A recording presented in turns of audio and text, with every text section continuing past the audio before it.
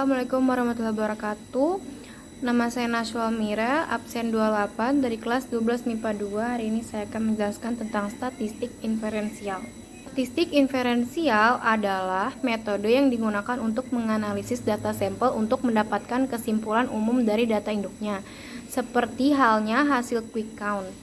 Para peneliti di suatu lembaga survei mengambil sampel di beberapa tempat secara acak. Sampel tersebut kemudian diolah sedemikian sehingga dihasilkan persentase pada hasil quick count. Artinya, untuk mendapatkan hasil quick count, suatu lembaga survei tidak perlu mengambil seluruh data pemilu, melainkan cukup dengan beberapa sampel saja. Selanjutnya ada penarikan sampel dari suatu populasi. Yang kita ketahui, populasi adalah seluruh objek yang menjadi fokus pengamatan atau penelitian. Penarikan sampel dari suatu populasi bisa dilakukan dengan 3 cara. Yang pertama itu adalah sampling seadanya, yang kedua itu sampling purposif, yang ketiga itu sampling acak. Nah, sampling seadanya ini pengambilan sampel dilakukan pada kondisi paling mudah, contohnya di jalanan. Kesimpulan bersifat sementara, objek yang dipakai sebagai sampel harus memenuhi syarat dan masih digunakan dalam penelitian sosial. Yang kedua ada sampling purposif. Sampling purposif ini adalah pengambilan sampel didasarkan pada pertimbangan perorangan atau penelitian dan sering digunakan pada studi kasus untuk persoalan yang khas. Dan yang ketiga, sampling acak.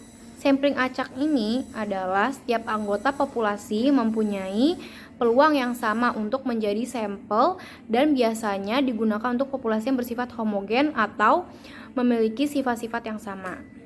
Selanjutnya ada pengambilan sampel acak. Yang pertama itu undian. Nah, undian ini merupakan cara paling sering dilakukan dalam kehidupan sehari-hari. Yang kedua ada tabel bilangan acak. Nah, ini tuh contoh tabelnya.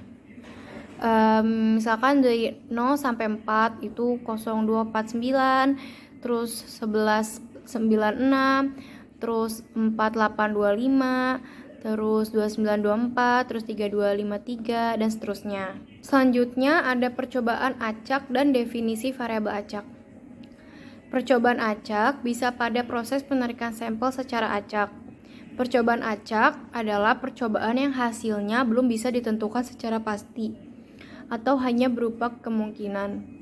Terus yang kedua, variabel acak adalah hasil pemetaan setiap anggota ruang sampel pada suatu bilangan real.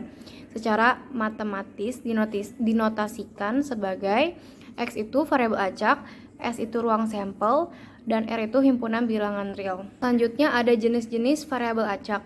Variabel acak adalah variabel hasil pemetaan setiap anggota ruang sampel pada suatu bilangan real. Secara umum, ruang sampel dibagi menjadi 2, yaitu ruang sampel diskrit dan ruang sampel kontinu. Ruang sampel diskrit adalah ruang sampel yang titik sampelnya memiliki batasan atau terhingga. Bisa juga dikatakan barisan unsur tak terhingga, yang banyaknya masih bisa disamakan dengan bilangan cacah. Contohnya, sebuah dadu yang dilemparkan berulang kali. Yang kedua ada ruang sampel kontinu. Ruang sampel kontinu adalah ruang sampel yang memiliki titik sampai tak terhingga. Seperti halnya melihat berapa banyak titik pada sebuah garis lurus. Garis lurus sebenarnya terdiri dari titik-titik yang banyaknya tak terhingga. Selanjutnya itu ada distribusi peluang diskrit. Nah, setiap nilai variabel acak diskrit selalu dihubungkan dengan besarnya peluang. Untuk menentukan besarnya peluang, gunakan persamaan seperti berikut. NK itu banyaknya kejadian yang diharapkan dan NS itu banyaknya titik sampel. Selanjutnya itu ada distribusi nominal. Jika suatu percobaan berlangsung berkali-kali, maka akan muncul 2 kemungkinan, yaitu sukses atau gagal. Contohnya pada pelemparan scaping uang logam. Saat uang logam dilemparkan 4 kali, kemungkinan akan muncul sisi gambar G dan sisi angka A. Jika kemunculan sisi gambar dianggap sukses, maka kemunculan sisi angka sudah pasti gagal. Adapun ciri-ciri percobaan binominal adalah sebagai berikut. Nah, ciri-ciri percobaan binominal ini, yang pertama itu percobaan dilakukan sebanyak n kali. Yang kedua, setiap percobaan membuat 2 kemungkinan, yaitu sukses atau gagal. Yang ketiga, percobaan saling bebas dengan peluang sukses P dan peluang gagal Q, memiliki nilai yang sama untuk setiap percobaan. Dan nilai Q sama dengan 1 min P. Yang keempat, peluang terjadinya X sukses dari N percobaan disebut dengan distribusi binomial yang dapat dirumuskan sebagai berikut. Dan yang kelima, distribusi binomial termasuk jenis distribusi peluang diskrit. Selanjutnya ada konsep dan sifat fungsi distribusi binomial. Sifat fungsi distribusi binomial bisa dilihat pada tabel berikut. Ada rataan, ragam, simpangan baku, median, dan modus. Rataan itu rataan sama dengan N kali P, ragam itu A kuadrat sama dengan N kali P kali Q, yang kedua juga bisa A kuadrat sama dengan N kali P kali 1 min P. Ada juga simpangan baku yaitu A sama dengan akar A kuadrat sama dengan akar N kali P kali Q. Ada juga median, M sama dengan NP. Dan terakhir modus, Mo sama dengan N plus 1P atau N plus 1 kali P min 1. Dan keterangannya itu N itu jumlah kejadian, P itu peluang sukses, dan Q itu 1 min P yaitu peluang gagal. Selanjutnya ada contoh soal. Nah, di sini tentukanlah rumus distribusi peluang untuk banyaknya sisi gambar yang muncul jika scaping uang logam dilempar sebanyak 5 kali. Nah, berarti scaping uang logam memiliki dua sisi kan, yaitu angka A dan gambarnya G. Dan pelemparan dilakukan sebanyak 5 kali, maka NS dapat ditentukan dengan permutasi ulang. Berarti banyaknya perulang, banyaknya pelemparan, yaitu 5 banyaknya unsur yang berulang, banyak sisi uang logam 2. Dengan demikian diperoleh berarti NS sama dengan 25 sama dengan 32. Nah, misalkan kamu akan menentukan banyak cara munculnya 4 gambar dari 5 kali pelemparan.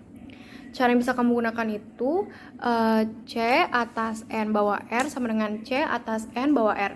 Berarti N banyaknya percobaan yaitu 5 dan R banyaknya sisi gambar yang diharapkan yaitu 4. Nah, berarti kesimpulan itu artinya 4 gambar dapat muncul dalam C54 sama dengan 5/4, berarti sama dengan itu 5 cara. Bukan 5/4, atas 5 bawah 4 sama dengan 5 cara. Nah, secara umum X kecil sisi gambar dapat muncul dalam 5 atas 5 bawah X kecil. Cara dengan X kecil bisa bernilai 0, 1, 2, 3, 4, dan 5. Jadi, rumus distribusi peluangnya adalah F kali X sama dengan P kali X sama dengan kali X kecil sama dengan atas 5 bawah X per 32. Nah, untuk X itu bisa 0, 1, 2, 3, 4, dan 5. Sekian dari penjelasan saya. Mohon maaf jika ada kesalahan. Wassalamualaikum warahmatullahi wabarakatuh.